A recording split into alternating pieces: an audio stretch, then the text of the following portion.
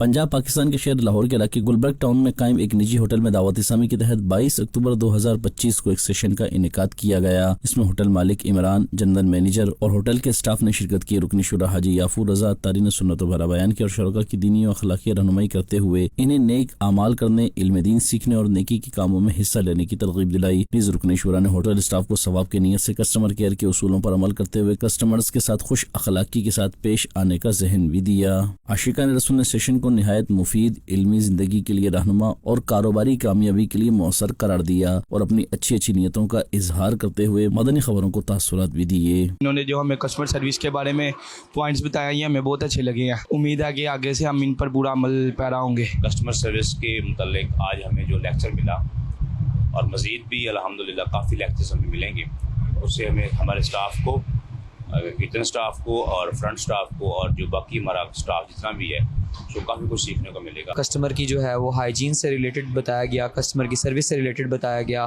और कैसे कस्टमर को हमने गाइड करना है और उसको फूड नॉलेज हमें होना चाहिए और मुख्तलिफ़ किस्म की जो दीनी और दुनियावी बातें हैं उनको रिलेट करते हुए हमें आगाह किया गया, जिसमें हमारे साथ हमारे रेस्टोरेंट के ऑनर भी मौजूद थे और मेहमान खुसूसी भी मौजूद थे।